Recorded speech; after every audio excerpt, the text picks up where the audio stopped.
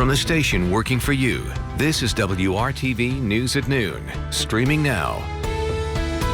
2 crashes, 2 parts of the city, 2 pedestrians struck. Now at noon, 1 crash takes a deadly turn as police continue to investigate. There's finally a COVID relief deal that will likely mean more money in your pocket, but questions remain as to whether it's enough to dig many Americans out of a deep hole. Here on the News at Noon, I want to thank you for joining us on this Tuesday. I'm Lauren Casey with Alyssa Donovan in for Todd Clausen again today. Alyssa, we're inching closer to the Christmas holiday. What can we expect if people are heading outside today, maybe doing some last minute shopping? Well, today it looks very nice out. That's a little bit confusing though, because as you walk out, it's actually still very chilly outside. Looking at our weather now, Cam, you can see mostly clear and sunny skies. We do have just a few lingering clouds out there, high cirrus clouds across the area, but for the most part, sunshine has taken control. Still feels very chilly outside though. Temperatures are in the 30s, right around 38 degrees in Indianapolis, but feels a little bit more like the low 30s across the area. And that's just because we still have some light winds out of the west, about 10 to 15 miles per hour. That's helping usher in that cooler air. As we head through the next couple hours here, we should climb into the mid 40s. It'll feel a little bit warmer outside as we head into the next few afternoon hours. And then tomorrow we are warming way up. We're going to continue this climb just into tomorrow, 54 degrees for our high. By the afternoon, some chances of showers, and then we drop way back down into the 20s by Friday. I'll have more details on that and the full forecast for your holiday coming up in just a few minutes. Alyssa, thank you. An update now to a story we first brought you on Good Morning Indiana. One person is now dead after a garbage truck collided with an SUV in Broad Ripple. Metro Police say this happened shortly after 1 o'clock this morning. Officers say a Ray's trash service truck was driving south on College when it hit the SUV driving east on Kessler. Medics took 2 men from the SUV to the hospital where 1 later died. We're still waiting on the condition of the other man. And then later in the morning, IMPD got a call to the city's northeast side, this time for a collision between a driver and a person along the street. Investigators say that someone along 82nd Street near Hague Road was there when a driver hit them. Medics drove the person to the hospital, and police say right now that person is in critical condition. Indiana has once again seen the worst day for reporting in COVID-19 deaths in this pandemic. Here's the latest numbers from the state health department. 143 new deaths were reported today by the state health department. Almost all of them took place over the past 4 days. That brings Indiana to more than 7,200 deaths since the pandemic began. The number of new cases is trending downward, however. More than 3,700 new cases were added to the state's total. But in a worrying sign, the number of COVID-19 patients who are in the state's hospitals is back up again. It's back over 3,000. Governor Holcomb has been urging Hoosiers to curb holiday travel ahead of the Christmas and New Year's holidays. The governor will hold his final coronavirus briefing before Christmas this afternoon. You can watch it live at 2:30 this afternoon here on WRTV. We'll also have it for you at WRTV.com, on our Facebook page, and Apple TV. As more frontline workers step up to get the first doses of the COVID-19 vaccines in our state, many people are watching to see what new moms or pregnant women are going to do. We know that as of right now, they haven't studied the effects of the vaccines on pregnant or nursing mothers. At IU Health, Lana DeBabo is an infectious disease doctor, and she's been busy in this pandemic, not only as a doctor on the front lines, but also as a new mom. She gave birth to her first child 6 months ago, and she's still nursing. And today, she's scheduled to get her COVID-19 vaccine. I talked to her about why she says she feels confident getting the vaccine right now, and she gives us more insight as to what other mothers can do when weighing the potential risks and benefits. They need to be studied. It will take a few months and we won't know before next year. And it all depends on how many women are willing to get into those trials. But we won't know this year. And I think given that we are living inside the pandemic, I personally do not want to wait to know that when I feel comfortable enough with the data and knowing that, you know, all around us, there's so much COVID that I think at this point, I'm not going to wait. When it comes to safety information about the vaccines, she recommends you talk with your doctor as well as search for information from the CDC and the state health department. And a reminder, if you have any questions or concerns about the coronavirus vaccines, we're working for you with an entire section of our website dedicated to helping you find the resources and information. Just visit WRTV.com/coronavirus. We know Congress has finally approved about a $900 billion in COVID relief. It means about a $600 paycheck could be heading your way after the president signs the bill into law. It also means that additional benefits could come if you're still without a job. ABC's Elizabeth Schulze has more on when you could see those benefits. Help is finally on the way for American households and businesses struggling to make ends meet during the pandemic. And not a moment too soon. The House and Senate overwhelmingly approving $900 billion in COVID relief. The American people have waited long enough. The bill extends emergency jobless benefits and an eviction moratorium that were set to expire at the end of the year. It adds $300 in weekly federal unemployment benefits and provides nearly $300 billion in aid to small businesses, plus more than $8 billion for distributing the vaccine. And it includes a one-time payment of up to $600 for individuals making up to $75,000 per year. So a family of four could receive $2,400. The Treasury Secretary saying those stimulus checks could show up in Americans' bank accounts as soon as next week. Much needed relief, but for some, too little, too late. I personally think it's long past due. $600 isn't going to help a lot of the average Americans just trying to get by. The COVID relief deal was months in the making and comes attached to a $1.4 trillion spending bill to keep the government funded through September. Up against the clock with government funding set to run dry, lawmakers raced to pass a one-week stopgap spending bill to buy more time for the larger piece of legislation to go into effect. President Trump approved that temporary extension and is now expected to sign the bigger spending bill, including COVID relief, into law. President-elect Joe Biden applauding the deal, while Democrats insist more aid will need to be approved under the Biden administration. Today is a good day, but it is certainly not the end of the story. While some Americans could start receiving their stimulus checks before the new year by direct deposit, the bill gives the IRS a deadline of January 15th to send out the payments. Elizabeth Schulze, ABC News, Washington. Well, not everyone is happy with the way the vote on the COVID relief plan went down. Republican Congressman Jim Banks from Indiana criticized congressional negotiators, as does Democrat Alexandria Ocasio-Cortez. Both say that members of Congress were only given 2 hours to read through a bill that was more than 5,000 pages long before voting. They also criticized a number of provisions that had nothing to do with COVID relief being included in the bill. Banks and Indiana's Trey Hollingsworth were among the handful of members of Congress to vote against the measure. There's another shopping option now for Hoosiers who are receiving SNAP benefits, what used to be called food stamps.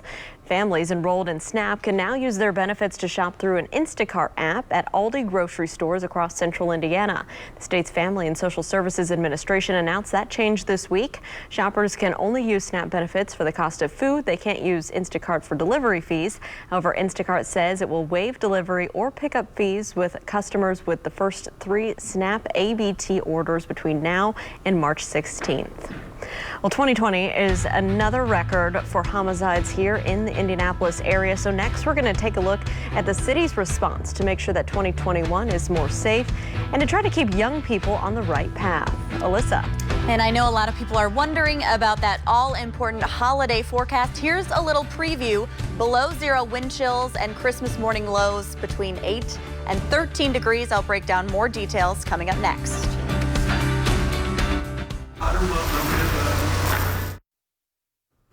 Welcome back. This is just into the WRTV newsroom. There will be no New Year's Eve parties at bars and restaurants in Fishers this year. Today, the Fishers Health Department announced the new restrictions aimed at limiting holiday gatherings. So starting Christmas Day, bars, restaurants, and clubs in Fishers must close for in-person service at 10 p.m. each night. The rules will stay in place until January 8th. The city says it's seen an increase in coronavirus cases this month, and it's trying to stop the spread that could be caused by public gatherings around the holidays. In addition to being a rough year because of the pandemic, we know 2020 could be remembered here in Indianapolis for some record gun violence. The city is working with organizations now to try and make 2021 much safer. City of Indianapolis is putting $2.2 million behind dozens of projects that are designed to combat crime.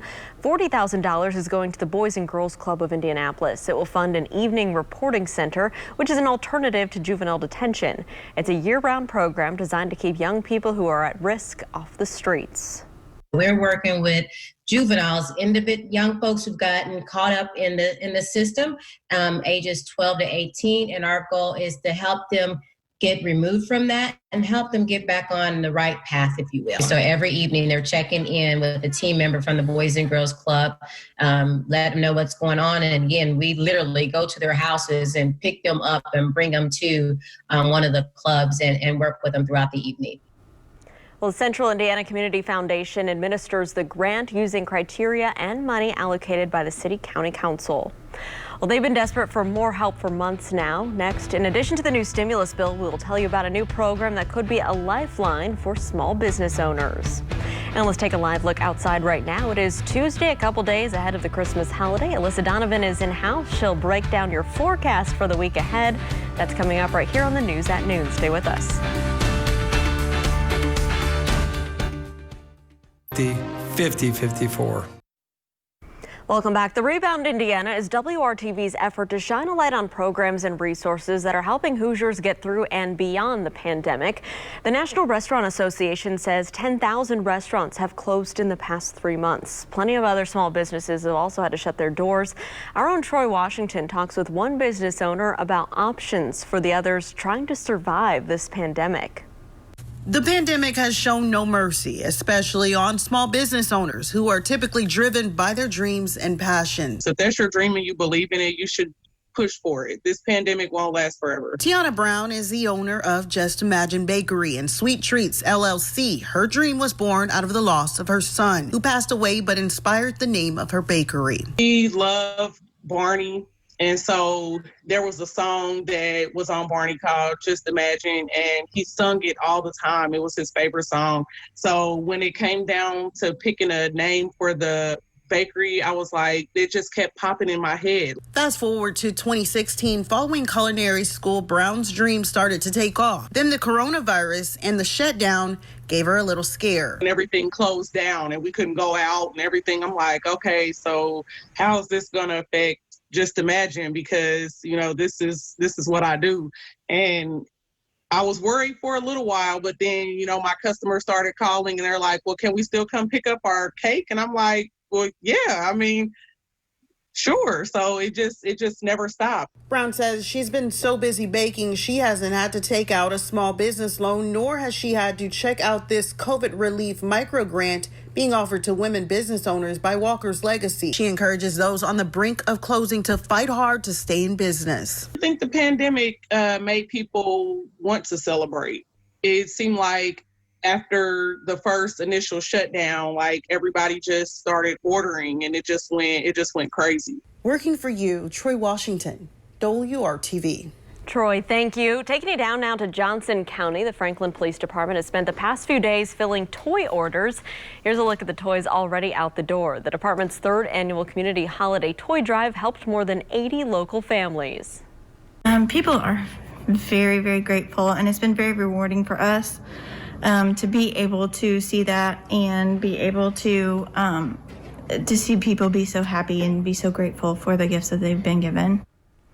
Well, this past weekend, the private donations were also dropped off at the police headquarters. Very cool to see people getting the help they need to make Christmas special this year for the kids. Let's talk about Christmas and the holidays and the forecast. And so for that, let's bring in Alyssa Donovan, who's been getting a lot of questions from viewers, Alyssa, yeah, about I just answered snow. a phone call. You just answered a phone call, yeah. Yeah, we do have a chance of a white Christmas in terms of a little bit of snow on the ground, but it looks like at this point we'll see maybe a dusting up to an inch on the high side, and I'll get more into that in just a minute here. I do want to talk about today and tomorrow. We have above average temperatures. Today we're in the low 40s. It still feels very chilly outside because of those winds.